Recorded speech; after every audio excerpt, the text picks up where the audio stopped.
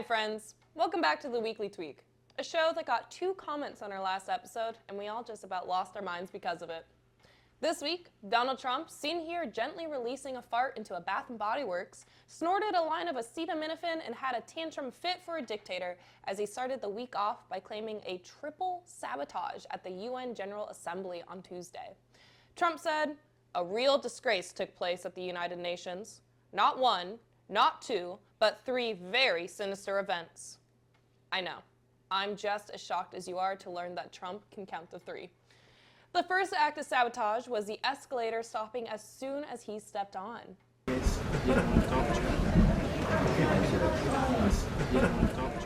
If you look closely enough, you can see Melania making a break for it. Unfortunately, though, all that McDonald's hasn't caught up with Trump just yet, as he astonishingly managed to walk up that entire flight of stairs. Then, right before his speech to the UN, the teleprompter malfunctioned. Trump described the event, "My teleprompter didn't work. It was stone cold dark. I then proceeded to make a speech without a teleprompter." Such a brave soul to talk without a word-for-word guide. Hopefully he didn't say anything stupid. Your countries are going to hell. Well, maybe no one heard that part since the sound was completely off in the auditorium where the speech was made, that world leaders couldn't hear a thing. Only one thing could explain all of these terrible things happening to Trump on the same day.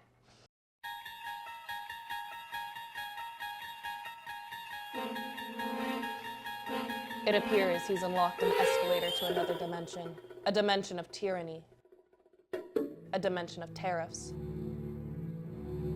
a dimension of torn down statues. He's moving into a land of broken teleprompters and censored media, of Jimmy Kimmel and Elon Musk. He's just crossed into the Trumpy zone. You know who's not crossing anything though, especially the street? French President Macron, who was stopped by police due to a road shutdown to make way for Trump's motorcade. Here he is trying to get by. I'm sorry, President, I'm really sorry. It's just that everything's in frozen right now. There's a motorcade coming right. That's why. Oh, sorry. If you don't see it, let me cross. I negotiate with you. No. I really want to know what he negotiated. "In exchange for crossing, I can offer 2 baguettes and a white flag." I don't know if that was like French or like piratey, but anyway, Macron ended up calling Trump to complain. How are you? Guess what? I'm waiting in the street because everything is frozen for you. I don't know, it's still 3 or 4 in the afternoon. But I would love if we can. Yeah, I know. I will follow. I love how you can tell that Macron is the bottom in their relationship, because Trump only bottoms for one man, and that's Jeffrey Epstein. Trump and Epstein's not-so-secret love was immortalized by a bronze statue erected earlier this week in front of the National Mall. The plaque on the statue read, "We celebrate the long-lasting bond between Donald J. Trump and his closest friend, Jeffrey Epstein." It was taken down only 1 day into its glory. The Department of the Interior officially stated the statue was removed because it was not compliant with the permit issued. It was absolutely compliant with its permit. It had a permit to be up until Sunday, but we all know the real reason for the statue's removal. Trump just can't stand the idea of 2 men holding hands. So it's been a bad week for the LGBT community. Even more so that the largest male-dominated polycule in the country is about to be shut down. The government. A government shutdown is triggered when Congress fails to pass a full year spending bill for the pending fiscal year, which begins on Wednesday, October 1st. During a government shutdown, non-essential government jobs are furloughed, meaning they're paused until the budget is resolved. This includes national park rangers, those working on clinical trial research, and FDA inspectors. Essential jobs, though, will continue, including emergency services, air traffic control, and ICE. So if we do go into a government shutdown, your meat might have E. coli, but at least ICE can still take over the most violent city in America, Portland, Oregon. Trump posted on X on Saturday, "I am directing Secretary of War Pete Hegseth to provide all necessary troops to protect war-ravaged Portland." Being a native Oregonian myself, I can confidently say that the only war Portland has is on single-use plastic bags and deodorant. Now, normally about this time is when we'd be wrapping up the monologue, but since 50% of our comments last week wanted more jokes, we're gonna let this one go just a little bit longer. Selena Gomez and Benny Blanco, seen here at Benny's kindergarten graduation, tied the knot last Saturday with a star-studded guest list fit for an unreleased file. Ed Sheeran and Taylor Swift both gave speeches at the wedding, and Travis Kelce could be seen bolting for the exit after Taylor caught the bouquet. Another update for autism this week as the FDA approved leucovorin for treatment for patients with cerebral folate deficiency, a condition sometimes associated with autism spectrum disorders. Though it sounds as easy as taking Tylenol from a pregnant woman, many autism researchers and advocates argue that the announcement is premature and more research is needed. Some are worried how leucovorin may affect the economy, specifically comic book store owners and Magic the Gathering tournament runners. Next, I show you how to do very basic things.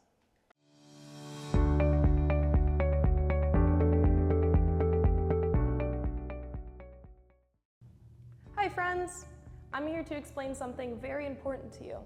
Now, it all takes place in this special room. I hope you've seen one before. It's called a laundry room. What do you do in a laundry room? You do your laundry, specifically your dirty laundry. Today, I have with me my dirty laundry. Now, I'm very on top of my laundry, so this is all I had today to demonstrate.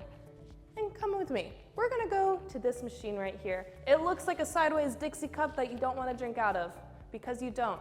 This is called a washing machine, or a washer, if you're cool like that.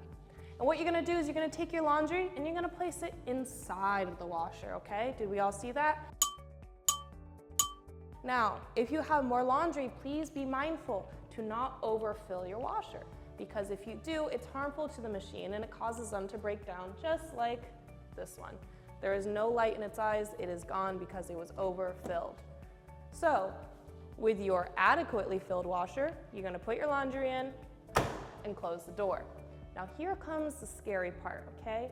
You're gonna find the compartment on your washer. It's gonna look like this. And this isn't a secret, okay? You're allowed to open this because what you're gonna do is you're gonna add your laundry detergent. Laundry detergent sounds like a scary word, I know, but it just means soap for your clothes. So today I'm going to be using Tide Ultra Oxy Boost. It's pretty cool. I don't have like a preference or anything. This is just what my mom sent me. So this is what we're using today. You're gonna take your laundry detergent. You're gonna pop this lid off. You do not need this lid. Ignore this lid. And you're just gonna pour your detergent straight into this compartment, in the compartment called detergent. Boom. 1 tablespoon. That is all I did. 1 tablespoon. If you do more, that's just excessive. You don't need that much. It's like when you wash your hands, you only need 1 pump of soap. When you do your laundry, you only need 1 tablespoon. If you follow the cup, you will be using too much detergent, and then you're gonna run out of detergent and you're gonna have to buy more, and detergent is expensive, so only use 1 tablespoon, okay? Okay. Close the compartment, and then you get to go to the fun part. This is the buttons panel. Now, many washing machines will have different kinds of settings that you can pick, but 9 times out of 10, 99 times out of 100, you're gonna select normal, okay? Delicates and power wash, those are special. Those are a little complex. Maybe we'll cover those in a different video. But today we're gonna hit normal. And then, once that's all done, you hit start. And however long your laundry takes, take note of it. This machine specifically takes 36 minutes. So, after 36 minutes, I'm gonna come back and get my laundry out. Hello again, friends. It's been 36 minutes. And so now I get to take my laundry out of the washer. So I'm gonna open up this door, I'm gonna take all of my laundry out, and I'm gonna transfer it to a seconds machine. This machine is called a dryer. You'll never guess what it does. It dries. Now, before you go messing with the panel and the buttons and all that jazz, you first need to empty a lint trap. What's a lint trap? Let me show you. Come in close here, bud. So what we're gonna do is we're gonna take this thing. You see how this kind of looks like you could grab it? Because you can. You're gonna pull it out, and you see all this gross stuff right here? That is called lint. And you're just gonna collect it, ball it up, and Many laundry rooms will have a trash can. Please use it.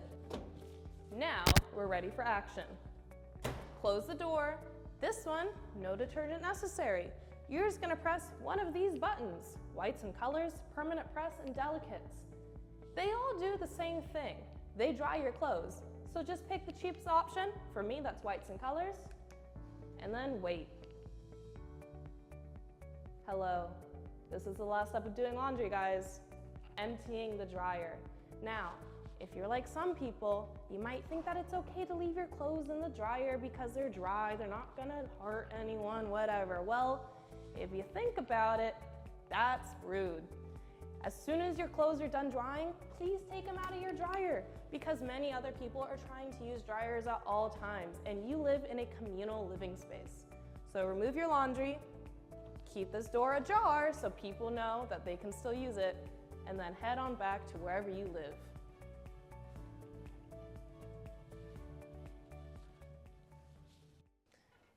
This week felt like a more bad news kind of week than usual. So as a little palate cleanser, we bring you our next segment, Warm and Fuzzies.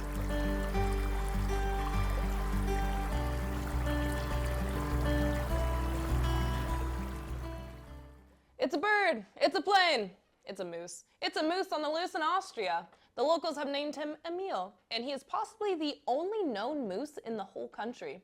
He's not lonely though. The Austrian government actually had to tell its people not to approach or go searching for the moose because so many citizens wanted a selfie with the ever elusive Emil. In other moose-related news, a moose was rescued from a 9-foot well in Pembroke, Maine. The total rescue took 5 hours, or 107 hours in moose years. This moose wasn't given a name by the locals, so I'll call him Michael. In more well-related news, an 11-year-old in Tyngsboro, Massachusetts rescued her 5-year-old neighbor from a well. The boy's name wasn't made public, so I will also be calling him Michael. In non-well or moose-related news, scientists at University College London have made a breakthrough in Huntington's disease treatment. Huntington's is a hereditary and fatal disease that affects the brain and its functions. They slowed the disease's progress in 75% of cases, allowing patients to live potentially decades longer with a better quality of life. That's just so good. It's great news to hear. No joke to be made. I'm just glad. I'm also glad to announce that the Fat Bear Week tournament in Alaska is almost ready to crown a winner. Brown bears get fat to survive, and Fat Bear Week is an annual tournament celebrating their success in preparation for winter hibernation.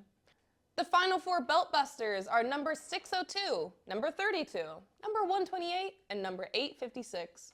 I personally do not like any of those names, so instead I will be naming them all Michael, but with various spelling to keep them individual. A Chihuahua with a much better name, Jellybean, has just completed her 7th marathon. She races alongside her dad Andrew and his girlfriend Melissa. Her warm-up, non-existent. Her carb load, dog treats. Her training plan, just keep going. And go she has. Now begs the question, who would win in a fight, Jellybean or number 128? Sadly, it took 3 people to find that much good news this week, so thank you for watching the Weekly Tweek. Maybe we'll get 3 comments this time. Maybe we'll get sponsored by NordVPN. Come by next week to find out. Bye.